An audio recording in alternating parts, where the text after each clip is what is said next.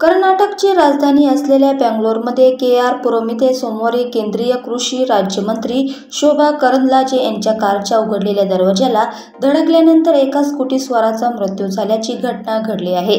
पोलिसांनी दिलेल्या माहितीनुसार के.आर.पुरम परिसरातील गणेश मंदिराजवळ ही घटना घडली। प्रकाश असे मृताचे नाव आहे। माध्यमातील वृत्तानुसार मंत्री शोभा करंद्लाजे ह्या कारमध्ये होत्या आणि प्रचारासाठी जात होत्या। सूत्रांच्या हवाल्याने देण्यात आलेल्या माहितीनुसार करंद्लाजे यांच्या कारचा दरवाजा उघडताच प्रकाश दरवाजाला धडकून खाली पडला आणि मागून येणाऱ्या ट्रकने त्याला चिरडले। मात्र दरवाजा करंद्लाजे यांनी उघडला की आणखीन कुणी हे अद्याप स्पष्ट झालेले नाही। या संदर्भात मंत्री करंद्लाजे यांनी अद्याप कसल्याही प्रकारची प्रतिक्रिया दिलेली नाही। बेंगलोर वाहतूक पोलिसांनी दिलेल्या माहितीनुसार पोलिसांनी कार चालकाला ताब्यात घेतले आहे। पोलिसांनी दिलेल्या माहितीनुसार केंद्रीय मंत्री प्रचारात व्यस्त होत्या। त्या आपल्या कारमधून उतरून प्रचारासाठी एका गल्लीत गेल्या होत्या। दरम्यान कारमध्ये बसलेल्या चालकाने अचानक दरवाजा उघडला।